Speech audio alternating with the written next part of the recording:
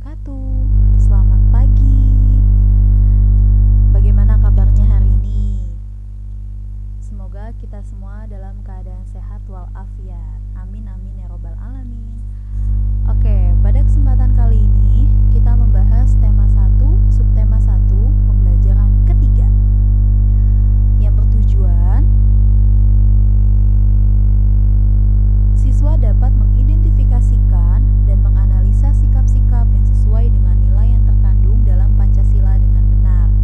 Dan yang kedua, siswa dapat menjelaskan karakteristik geografis Indonesia sebagai negara kepulauan atau maritim dengan benar. Sebelumnya, kita saksikan video percakapan antara Edo dengan Pak Rudi berikut ini.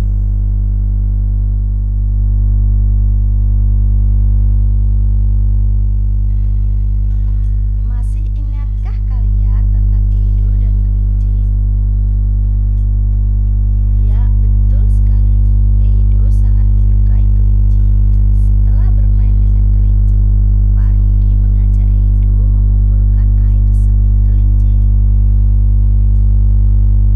Air seni kelinci disalurkan melalui saluran-saluran air dan dikumpulkan ke dalam satu wadah penampungan. Ih, bau sekali, Pak. Benar, Edo. Meskipun bau, tetapi air seni kelinci ini sangat baik untuk bahan pupuk cair organik tanaman. Sayuran akan tumbuh subur, tanaman buah akan cepat berbuah, dan tanaman bunga akan cepat berbunga. Nah, Edo, tolong berikan air seni ini kepada Pak Eko. Dia sedang membutuhkannya. Kenapa diberikan cuma-cuma, Pak? Kan sayang air seni kelincinya. Ya, tidak apa-apa, Edo. Kita harus saling membantu. Jika ada orang yang membutuhkan bantuan, kita juga harus ikhlas dan sukarela dalam membantu. Karena kita makhluk sosial, artinya tidak dapat hidup sendiri dan membutuhkan bantuan orang lain. Dan ingat, saling membantu dan tolong-menolong adalah bentuk dari pengalaman sila Pancasila juga loh. Benar sekali, Pak. Jika tidak salah, sila kemanusiaan yang adil dan beradab. Oke, setelah kalian menyaksikan video tadi, selanjutnya kita akan mempelajari lebih jauh tentang nilai-nilai yang terkandung dalam sila-sila Pancasila, ya. Pancasila sebagai dasar negara Indonesia bukan lagi hal yang baru bagi masyarakat Indonesia. Pada zaman dahulu, nilai-nilai Pancasila memang sudah terkandung dalam kehidupan sosial budaya masyarakat Indonesia, yaitu ketuhanan, kemanusiaan, persatuan, kerakyatan, dan keadilan. Hal ini dimaksudkan agar tercipta suasana yang tenang, sejahtera, damai, dan aman.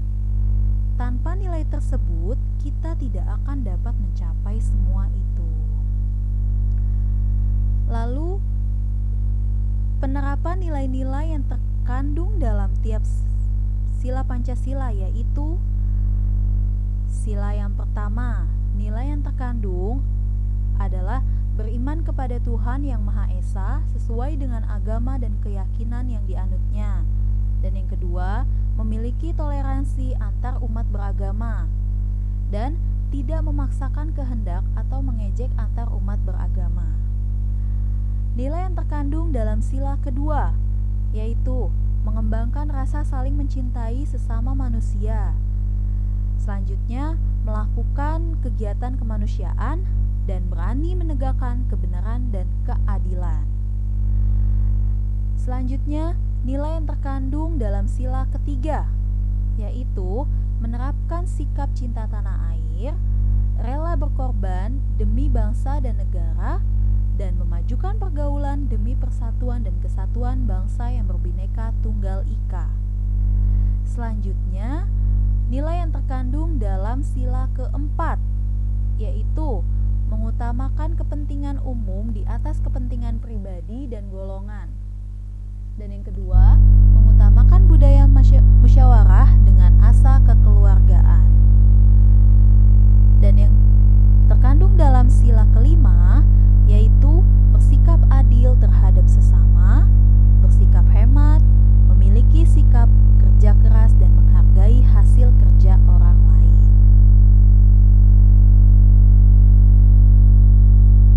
Bagaimana? Sudahkah kalian mengetahui nilai-nilai yang terkandung dalam Pancasila dalam kehidupan sehari-hari? Nah, salah satu penerapan dalam sila Pancasila adalah cinta tanah air.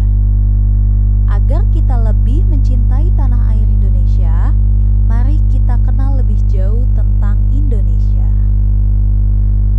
Kali ini kita belajar tentang peta wilayah Indonesia.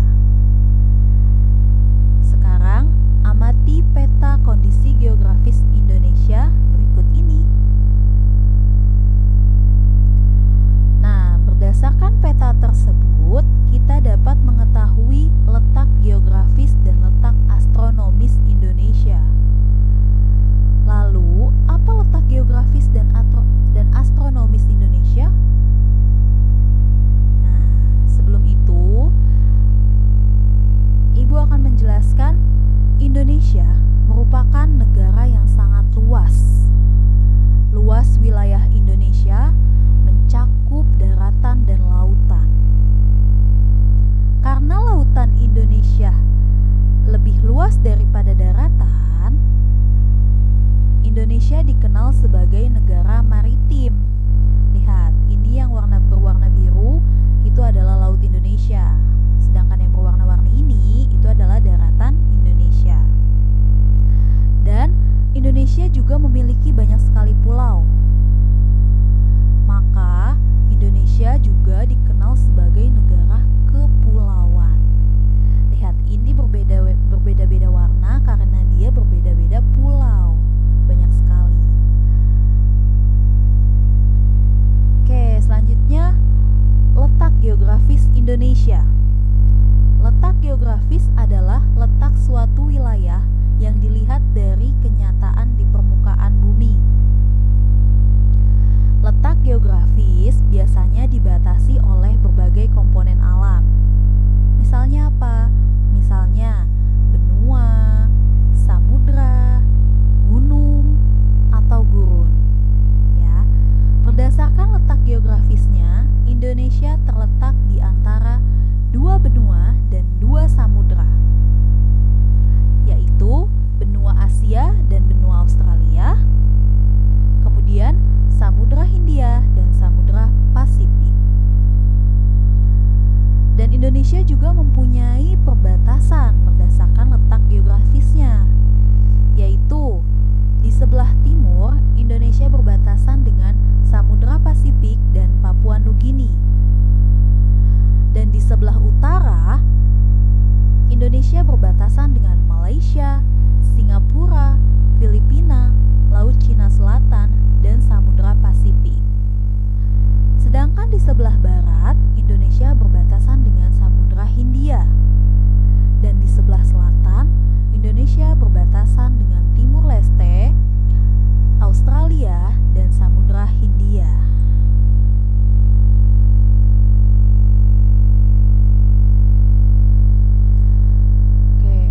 Untuk letak astronomis Indonesia, Ibu jelaskan pengertian dari letak astronomis dulu.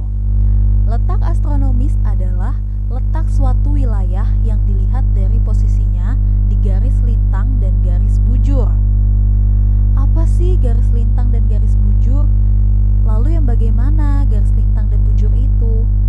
Kita lihat di peta berikut ini. Garis lintang adalah garis hayal yang melingkar secara mendatar di permukaan bumi. Lihat tanda panahnya, di sini ada garis mendatar. Nah, itu disebut dengan garis lintang. Sedangkan garis bujur adalah garis yang menghubungkan kutub utara dan kutub selatan.